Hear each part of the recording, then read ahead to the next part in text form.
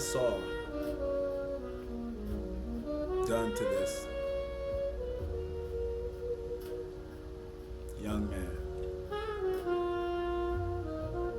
is just disgusting. You have a ton of different views on this situation, and I just want to take the time to just speak on it. The Shador slander,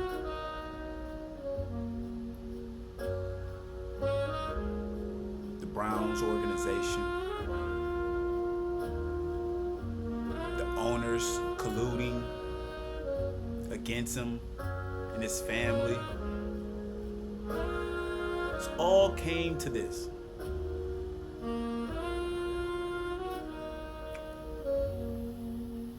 Let's get into it.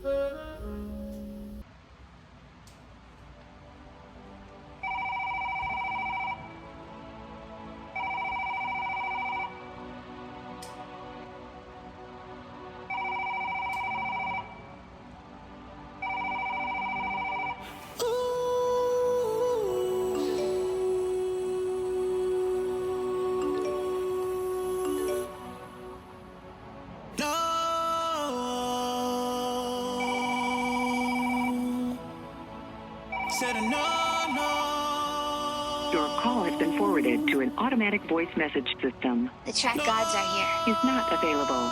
At the tone, please record your message. When you have finished recording, you may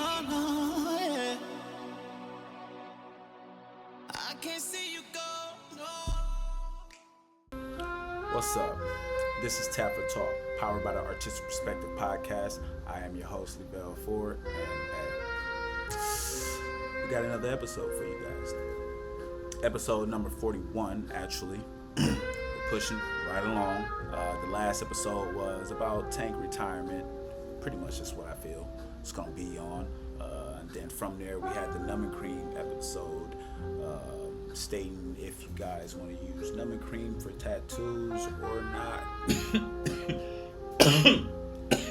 I hate that I do that right before I'm about to start. Something happens to my brother. Now I gotta fucking choke or some shit off some shit.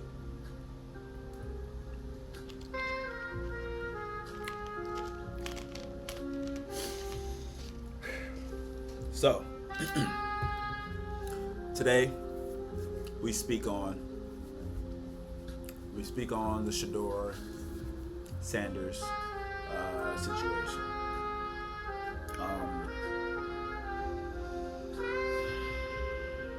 I feel like the NFL put the fix in to all, but most, maybe not all, but to most news analysts, anchor, whatever you want to call you guys, the media, to not speak on this topic as much as we kind of want it to be spoke on, to kind of underhand it, duck it, but also sway more towards the NFL, making it look like they did not collude together, or the Browns did not collude in itself too as well, to duck this man and not give this man the proper chance to actually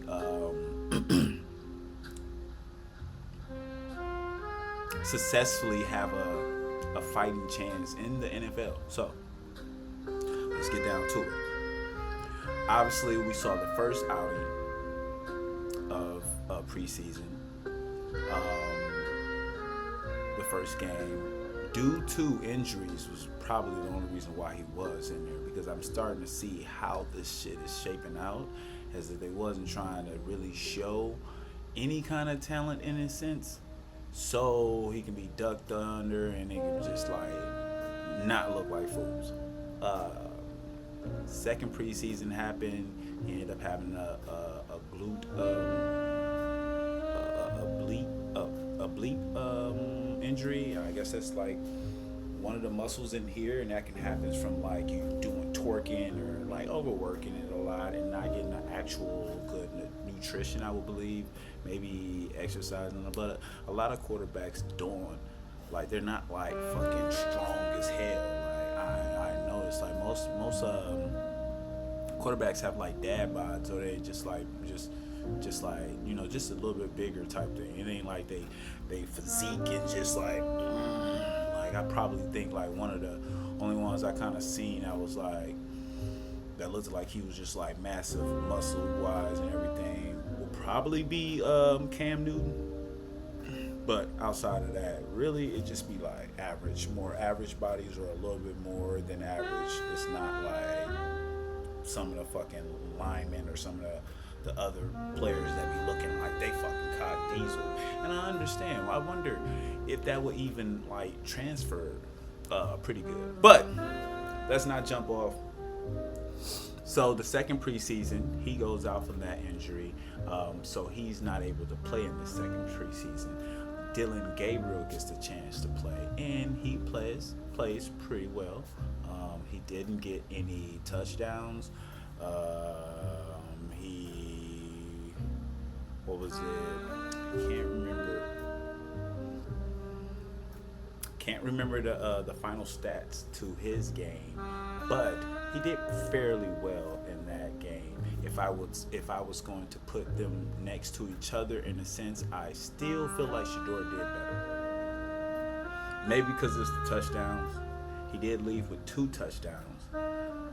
He did look a little bit crappy in that first goal. That first the first couple of snaps, and then actually like just like closed up real quick. But then after that, he picked up his pace, and then he took it down 2 times. Had 2 good touchdown passes that really was like some statement touchdown passes. It was good. Like I said, footage wise, I looked at both footage, and I will say I give the slight to fucking Shador. Okay, now we do need to understand that Shador is and was picked third after. Well, he wasn't picked third, but he was picked after Dylan Gabriel. So rightfully so, Dylan would get the most reps. They would push him more into the light in a sense than a Shador. How did that look? You know what I mean? Them trying to push Shador, but having this other quarterback kind of pushed to the back after they picked you ahead. It has to look good for their organization. Also, it makes that much sense. But we all know that Shador was not going to be picked in the 5th round. We all knew that he was picked in the 5th round, but he didn't have 5th round talent. That man was a 1st round talent. Obviously, they colluded to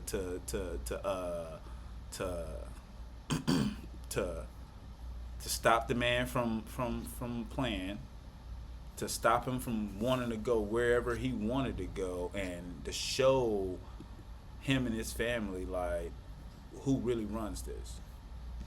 And so I had a few videos I wanted to go over. Let's go to my boy Asante, because he did a little bit of a less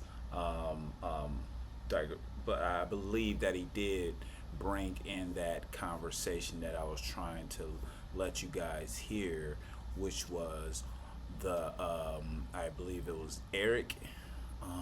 Don't want to screw up his name, but a former football NFL player in the Super Bowl spoke on their sources on saying the situation, and yeah, and we're gonna go from there. When Shador Sanders entered the game, the offensive coordinator must have went to sleep or something. Straight up like that. I don't know what happened, what was going on. Or the receiver coach took over.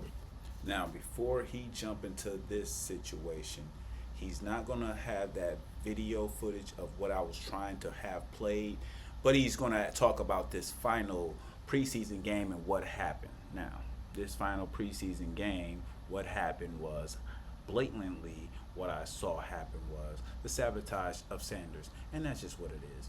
I'm not about to sit here and listen to whatever the fuck you analysts been talking about today because y'all all changed y'all position on this day because y'all noticed the last time we're gonna be able to speak on this, and now y'all can duck them. And the NFL is about to start. They do not want no backlash, no bullshit, stopping all the attention.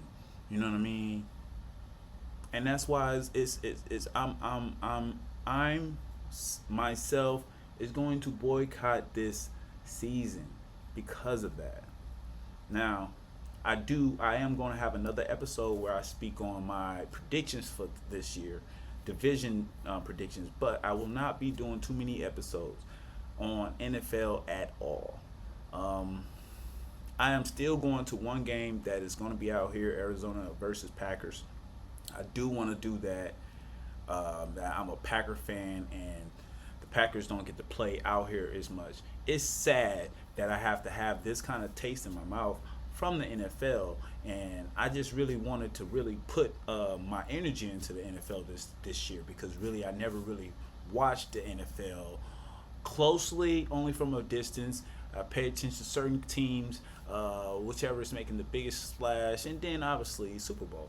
So, you know what I'm saying? Playoffs, you know what I'm saying? Obviously, I would like my team, the Packers, to do their thing. So, I'm rooting. It's the same as how I am with with MLB baseball. I don't watch it. I'm from afar. Now, if the Brewers is winning, how they've been winning, yeah, it's good. It's good for me. It's good for the city. I love it. Good for the state. But outside of that, like I said, I'm not that invested into NFL. So it makes it a little easy for me to pull back. So I'm not trying to steer no one else to boycott this. I'm gonna do it me personally because I know and see the wrongdoing that has been done, and that is just my piece with it. I'm gonna let my boy Asante do his reaction to what he saw happen in this last outing of Shador Sanders in the third preseason game. I will say Flacco looked it pretty good. He did look good, but he's a fucking veteran. That's what he's supposed to do. The nigga know what he's supposed to do. Dylan Brooke looked it okay too. Okay, yeah. When you got the right protection around you, that'll happen. And easily was seen that Shador was thrown in with a bunch of niggas that got waived right after that day. All them niggas but one was waived. Whole line. Fourth and fifth strings. Listen to me. If that's not collude or ducking. Now, I will say you was picked up after Dylan. So obviously Dylan will get the better line. He would get the better looks. He would get the better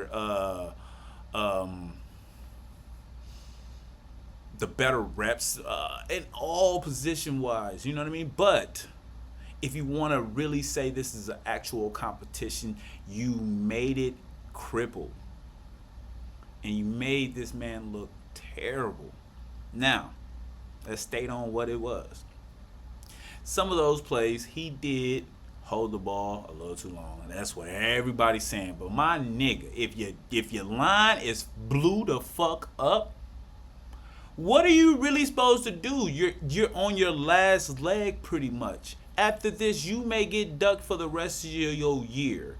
You would like to try to have some nice resume of you getting down the field, but you can't because your line is blew the fuck up within the 2 seconds that it's even lined up. So, and then you talking about because he got the ball for plus four seconds. Like, no, niggas ain't getting out. Niggas ain't out. The receivers was damn near cut afterwards too. I don't want to speak on the 2-minute drill because honestly, I felt like if that's how they was gonna dog him anyways, get him out of there. Yeah, don't have him play for the 2-minute fucking conversion. Make it look worse on him. You know what I mean? Or he could have went out there and redeemed himself. But no, that wasn't help. That wasn't given. I'm cool with that. But you can see the blatant duck off. and it just stinks of collusion, and like it is. Like I said, this is my boy Asante. Him reaction to what happened in this last preseason, and I'm gonna let y'all go from there. I'm gonna have him play out his reaction, and then we're gonna do one of Ocho Cinco and Shannon Sharp speaking on this. Sanders ended the game. The offensive coordinator must have went to sleep or something. Straight up like that. I don't know what happened, what was going on. Or the receiver coach took over the play calls for the first time in his career. Because things changed. Things changed for the offense when Shedeur Sanders came into that game. All of a sudden, when Shedeur enters the game, the Browns are a pass-first team, run second. The Cleveland Browns never been a pass-first team, run second. I sure didn't like the sequence of play calling when Shedeur Sanders entered the game. Pass first, run second. That is never the Cleveland Browns motto. And to me, that play calling was done intentionally. I said watch out for unusual play calling when Shedeur is playing. I said that a couple of weeks ago when he played his first preseason game. And boom, the last game of the preseason, I see questionable play calls. Maybe this is the competition they was waiting for so they can handle this like they wanted to handle it. Limu Limo at your service. Here to help you save hundreds by customizing your car insurance with... Get enough from Dylan Gabriel and then whatever, man, whatever. Now, Shedeur's first play of the game was a pass play. Then they went to a run play. Then it was a pass play.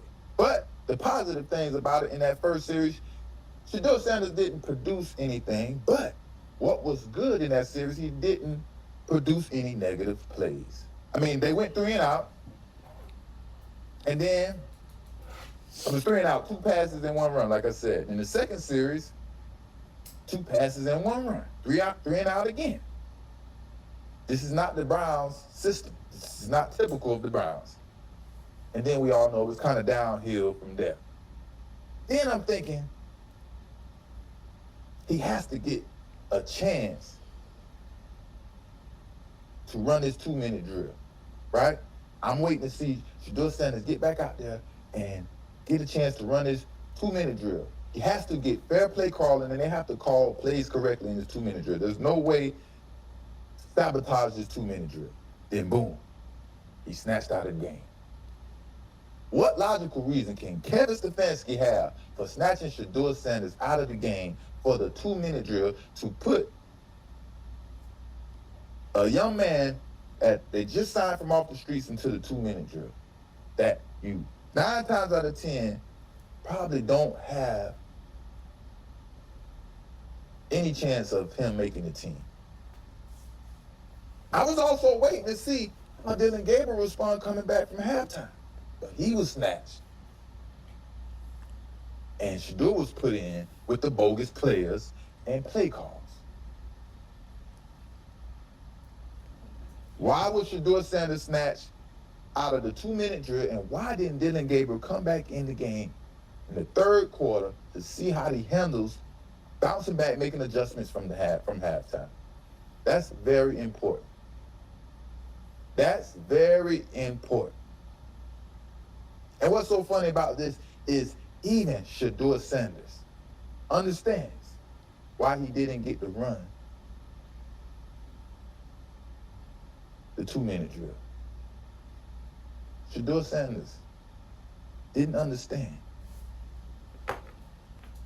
why he didn't get a chance to run the 2-minute drill. After going through all of those struggles and trying to catch a rhythm and trying to produce, you're looking for that last opportunity and it's snatched away from you. And listen to his voice. Hear him speak. You're going to hear it. Yeah, I didn't know I was out. Yeah, I didn't know. I was on the bike. I was powering up. You know, I was powering up for that 2-minute drive because, you know, that's just a situation every quarterback dreams for. That's many situations I've been in before, and I thought I was in. So then he told me I wasn't in, and I was like, okay. He said the 2-minute drill is a situation every quarterback dreams of. Going out to execute, leading your team down for a touchdown.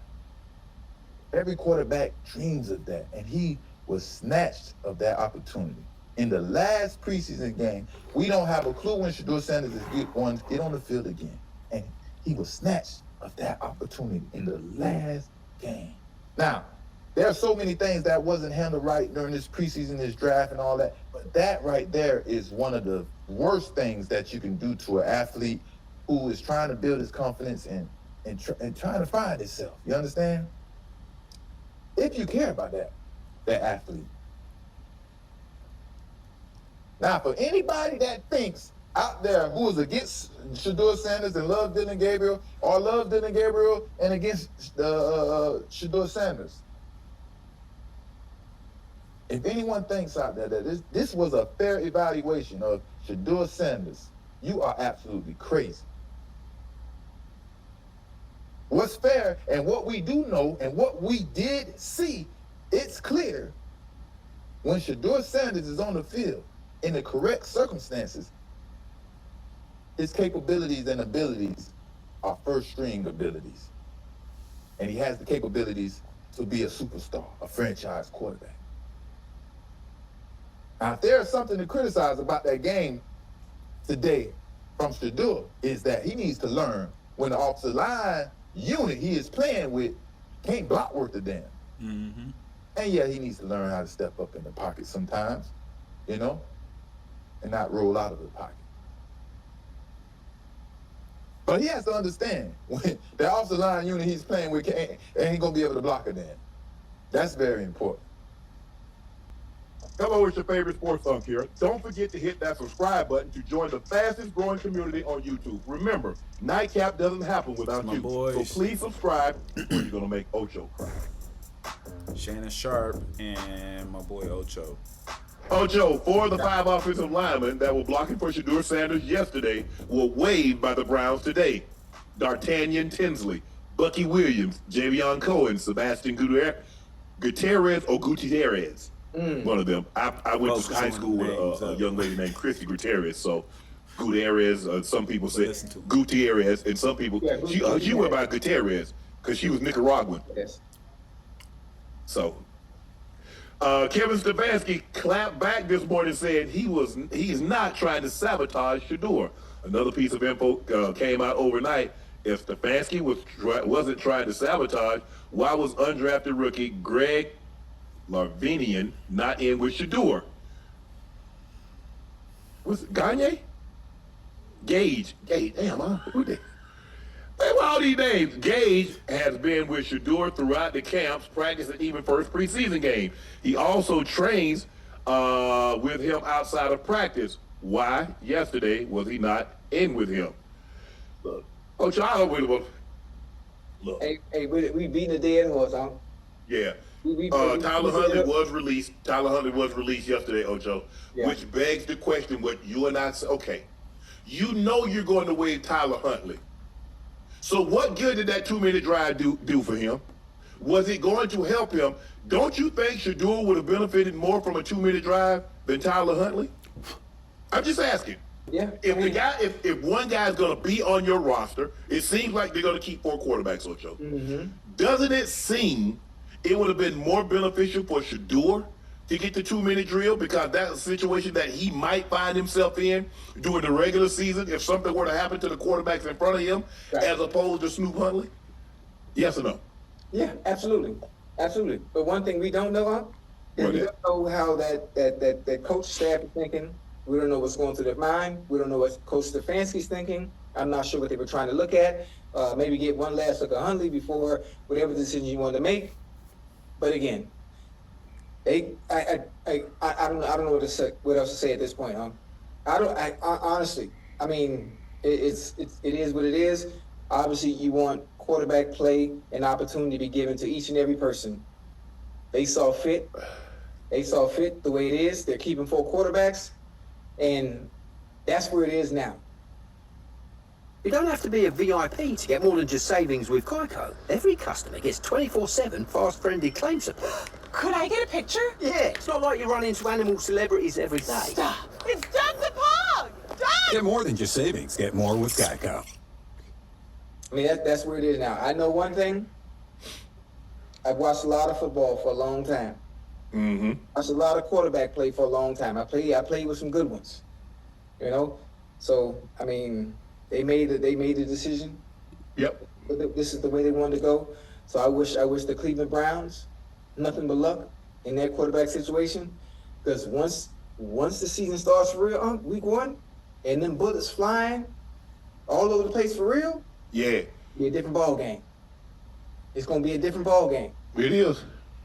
I look, I'm just a firm believer.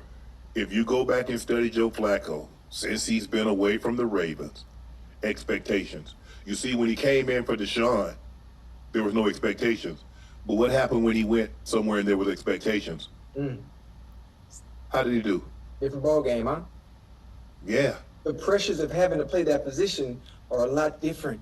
Preseason is one thing. You know, that's all shits and giggles, no disrespect. It's all vanilla.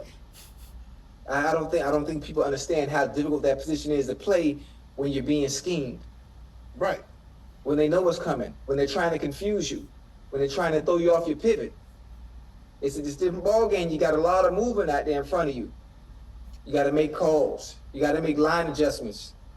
You got the second level backers being able to pin. Man, it's a different ball game.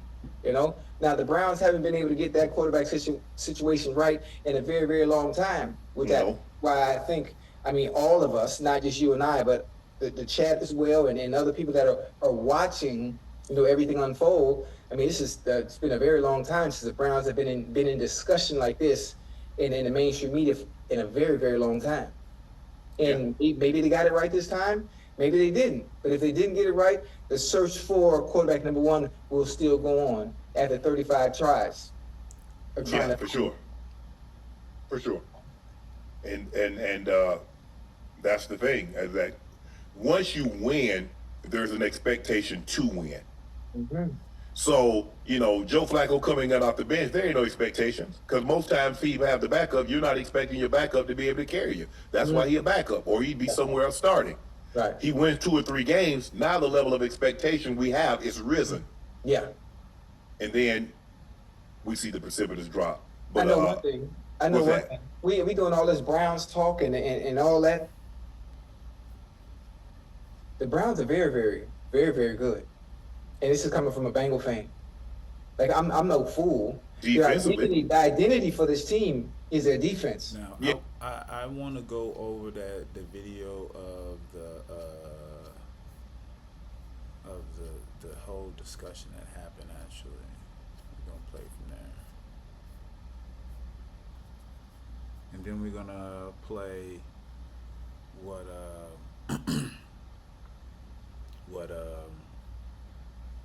my boy Skip said.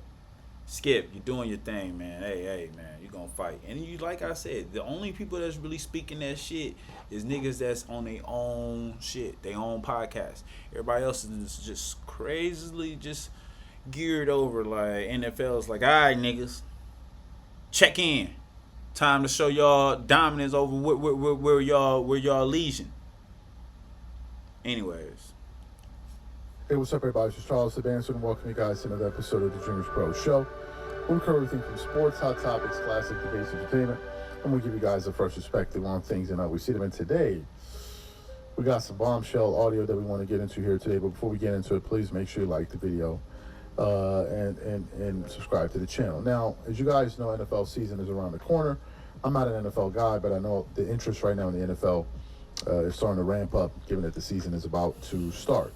And with that, one of the major storylines coming into this season is surrounding son of Hall of Fame football player Shedeur Sanders. Right, Shedeur Sanders, going into the NFL draft, was picked to be certainly a first-round pick and probably a top pick, number 1, number 2, and number 3, top 5 pick. Right. But leading up to that, Shador was always in the headlines, right? He was a popular guy, son of his dad, who was very outspoken, braggadocious, flamboyant in your face. And the son took in his dad's footsteps, right? And while a lot of people, celebrated him, I'm sure it's something that turned a lot of people off. So when the draft began and they started to see him slip, he didn't go in the first round. He didn't go in the second round. He didn't go in the third round. People began to sound the alarm bells. And one of the people that sounded the alarm bells was Mel Kiper on ESPN 3 months ago when he was talking about the fall of Shador Sanders in the NFL draft. So what we want to do is we're going to play what he had to say then, and then we're going to come back and continue on with the show. Take a listen to what he had to say then. In the history of NFL draft drops, let me tell you, the Shador Sanders free fall might take the cake. Not a single team selecting in the first 3 rounds of the NFL draft took the Colorado quarterback. The Big 12 Offensive Player of the Year and son of Deion led the FBS in completion percentage, 4th in passing yards. Just a couple months ago was in the conversation for the top pick. Heck, right before the draft started on Thursday, he was minus 600 to go in the first round, and yet he is still out there. A shock. I think it's disgusting. I don't understand what the heck's going on with this. 5th player on my board. It's never happened before in 47 years where a player that high has dropped this far into the 4th round. A quarterback that's sitting there in round 4 with other quarterbacks being taken who aren't as good as Shador, aren't even close, in my opinion, in terms of accuracy, toughness. Arm strength is certainly more than good enough. I don't see, outside of not being have the rocket arm and the 4.6 speed and the big frame, the 6'3", 230-pound frame, what is he lacking? Somebody's going to have to explain that one to me. 4th round, Kirk Cousins went. 4th round, Dak Prescott went. Worked out pretty good for them. It's just that Shador was projected a lot higher than they were. That's why we're having this discussion.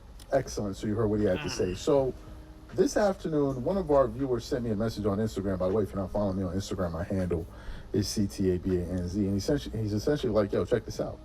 Right? And I think he came from the account Basketball Forever, where they were playing some sound of essentially a whistleblower who went on the Dan Patrick show to essentially say that he knows that NFL teams, and the NFL, was telling teams to not draft Shador Sanders because they wanted to make an example out of him. Yes, you heard me right. Take a listen to the sound here on the Dan Patrick show. And I'll tell you this much here, what I heard from someone that's in the NFL, that the NFL told other, don't draft him. Do not draft him. We're gonna make an example out of him. And this came from a very good source, And he said that, I won't say who, somebody called the Cleveland Browns and said, don't do that. Draft Really? him. Yep, draft him. Don't do that. Because they weren't gonna draft him either. They weren't gonna draft him. Excellent. So you heard what he had to say there. Now, this sound just further solidifies a lot of what people thought was going on, which was he was being shut out and he was being taught a brutal lesson. Because if you look at him as a player in college, he was being projected to be a first-round pick. Where you have him in the first round is irrelevant. He was a first-round pick. So to go from being a first-round pick to falling all the way to the 5th round spoke volumes. Then we started to get information about how he was during his interviews with the teams. And I forgot the reporter that brought out the information that really was damaging. That Shador just wasn't a good interview and all of that. And then it seemed to be like a smear campaign against the guy. Here's my opinion about this from afar, because again, I'm not an NFL guy, I'm not a football guy. Although I'll say this, Deion Sanders was the first person that ever made me watch a college game and a football college game. I never had any interest in watching a college football game, ever. Even my wife, who doesn't watch sports at all, we watched them play. So my take on this is this. Look, as someone that followed this story loosely and from afar, and I was aware of Shador Sanders, to me, it was clear what I think was going on. What I think was going on was they were looking at Shador, who was a show-off, who was in your face. He was loud. He loud in the sense that he was loud about the way he moved around with his jewelry. He was just, he was flexing. He was flexing a lot. And while a lot of people like that, it turned off a lot of people because they felt like he wasn't showing any humility. The other thing I think that happened was he was presumptuous, meaning it was almost like a done deal that he was going to go to the NFL, be a top pick in the draft, make all of this money, and be a big star. And Shedeur kind of carried himself with that air, like, I know what's about to happen. Like, I know what it is, right? And I think the NFL saw this, and they decided that, no, you're not going to come in here doing what you think you're going to do. I understand that your dad is Deion Sanders, but we're going to teach you a lesson that you need to be humbled. Which now leads us to his father. Now, Deion Sanders, if you know anything about him, especially as a coach, Deion is outspoken, right? And because of his outspokenness, he has a lot of supporters, but he also has a lot of detractors. A lot of people don't like Deion Sanders. A lot of people don't like the way he goes about his business. I'm not one of them, right? I'm not one of them. I don't dislike Deion Sanders, nothing like that. Nothing with what he does bothers me, threatens me, makes me feel any kind of way at all, right? Because he's just somebody that's living the way he wants to live his life. There are a lot of outspoken people out there that people support, and they're quiet people. Everybody has their own cup of tea. But for me personally, it didn't bother me. But for a lot of people, it did. Because Deion was very, very, very, you could say arrogant, very confident. He wore his religion on his sleeve. He would call out reporters. In certain cases, people would feel like he would make press conferences into a spectacle. And he was never afraid to just be himself. And I guess for some reason, the NFL felt like we don't want that. And maybe the larger message they were trying to send is, because the quarterback is the most important position in football. At least that's the way they talk about it. And they're the ones that get all the visibility, mostly in the NBA, NBA and the NFL, in terms of the stars. So maybe the NFL just didn't want a guy like that to go out there, be a star quarterback, and you never really know. Look at Cam Newton. Cam Newton, when he was playing in the NFL, clean cut, shaven, and all of that. And now you look at Cam Newton, it's like he's expressing himself. But maybe Cam felt at the time, and I don't know Cam, I'm just looking at it from afar, coming to my own conclusion. Maybe Cam felt like that. Okay, and then I wanted one more. I'm about to unleash about Shedeur Sanders. Brought to you by FanDuel, America's #1 sports book. I just watched what happened to Shedeur Sanders in the Cleveland Browns' third and final preseason game. And I'm outraged, I'm sickened, and I'm saddened. By the way, Shedeur continues to be treated in the National Football League now by those sorry-ass Browns and sorry-ass Kevin Stefanski. So, yeah, Flacco started today, and I'll give you this, he played well. He was 9 out of 10 for 71 yards, threw a couple of nice balls. Dylan Gabriel played the second quarter and played well. He always plays well. I know him inside and out. I watched every snap he took for 2 years at the University of Oklahoma. Watched a lot of him at Oregon. He's a good little battler. He will, as he says, compete. He's a little better than Tua is, and he's sort of a carbon copy of Tua, also from Hawaii. But he's a little undersized. His arm's fine. But he went 12 of 19, had a couple of misfires, but 12 of 19 for 129, threw some nice balls. Touchdown pass, wide open to Drake Stoops, another Oklahoma guy. Way to go, Drake. Hope you make the squad. Don't know that you will. Shedeur got the third quarter and then a good chunk of the fourth quarter, and it was a disaster, except for the very first play. Shedeur escaped right, threw a really nice ball up the boundary to somebody named Sal Cannella. I don't know Sal Cannella. I had to look him up.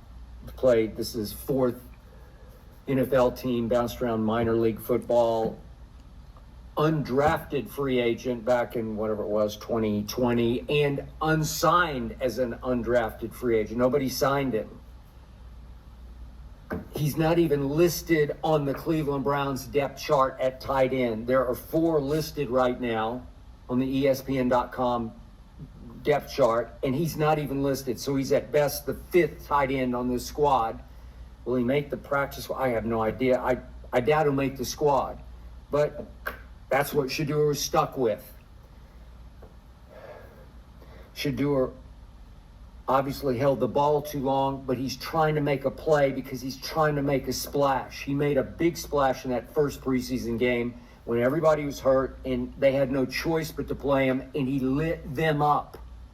He shamed them and the NFL in the first preseason game with that performance. It was spectacular and completely unsurprising to me because I'm going to say it again one more time. I said before last college football season started that Shedeur should go first overall or Travis Hunter 1-2-2-1, whether the team drafting first needed a quarterback. But Shedeur should have been the first quarterback drafted. And then my man Mel Kiper, who's been doing this a long time, as long as I've been doing it, doubled down and said Shedeur should go first of all the quarterbacks. That was his final mock drafting, his final big board. Shedeur Sanders was the best quarterback in the draft, said Mel Kiper Jr., who's been doing this for a long freaking time.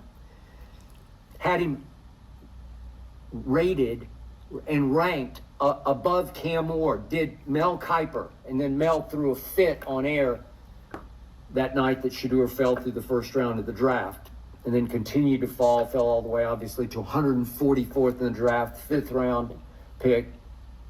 I know a lot of people think this is just some woke opinion. It's not a woke opinion. I know woke. I'm just telling you, this young man can play quarterback at the highest level in this league. He is capable of being a franchise quarterback and taking a team to the promised land. I watched him at Jackson State. I watched him for 2 years at Colorado. He didn't have much of an offensive line. He still doesn't have much of an offensive line when he gets in the game, especially today. But he's got the whole package. He's got enough size. He's not huge, but his arm is Brady-esque. It's at least as strong as Brady's.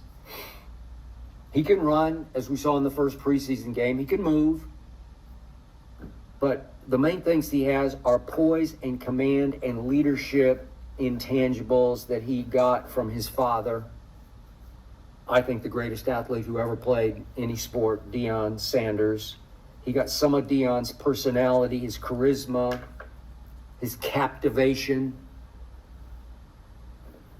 And what he got that Deion didn't have was an arm. He doesn't have Deion's speed, but he got an arm that his father never had in baseball. His father was really a good baseball player, but not much of a put-out guy from center field. He could just run balls down. Shedeur is deadly accurate, led the nation in percentage, in completion percentage. Shedeur is as tough mentally and physically as any college quarterback I have ever seen. I got it. He's got the exotic cars, and he's got the attitude. He's got the swag. He's got the... Yeah, I got it. He got that from his dad. But he backed it up game after game, throw after throw. You want to talk about clutch toughness?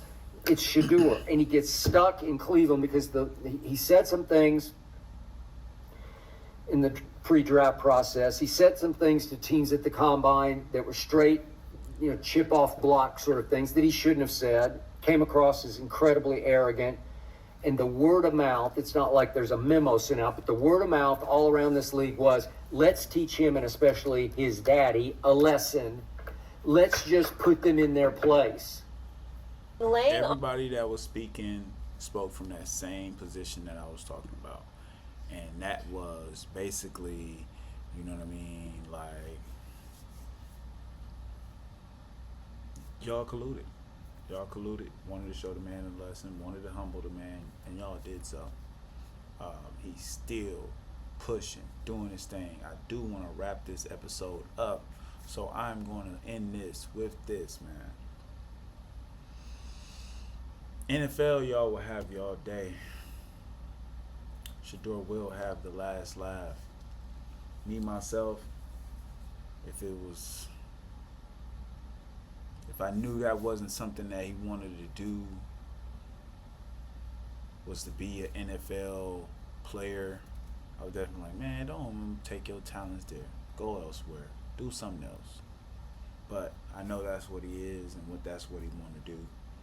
Um, so I'm not about to sit here and tell the man, detour away from your dream. Keep it. Hold it tight. You're on the team.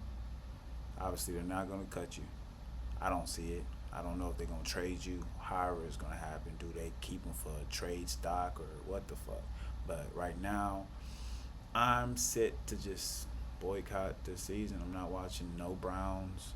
I'm not watching no games. I'm not watching no games. Now, I will be betting on this first preseason, the first couple of games that's going to be popping off. So I do, like I said, have an episode where I'm going to be talking about my predictions of this year, who's going to be getting out of their division, who's going to win their division, and who's going to take it off. So that would be the last thing I would be talking about until either Super Bowl, if you know what I mean. But if something else come up with Shedeur Sanders, obviously I will speak on that. Also, in other news, Shiloh Sanders was actually waived from the Buccaneers, and I guess he had a little bit of an incident, but I don't believe that was the reason why. I believe they just wanted to let him go, and they was just dragging him out and then just dump on his dream. You know what I mean? But hopefully get picked up. I might have saw a rumor where he got picked up from some team, but I'm not even gonna entertain it until I see more stock put into that situation. But like I said, these boys just want to play football and want to play in the biggest league, which is the NFL. But the league has colluded and put their sense on it to where they ain't good enough. They won't be. Duck them, dig them around, send them around, play with their livelihoods, and yeah, show these kids that you're not gonna get it on a silver platter, because obviously that's all they've had growing up, I guess. But like I said, this is my last time speaking on it unless something else come up about Shedeur Sanders. So this is Tap for Talk, powered by the Artistic Perspective Podcast. I'm your host, Lavelle Ford, and we out.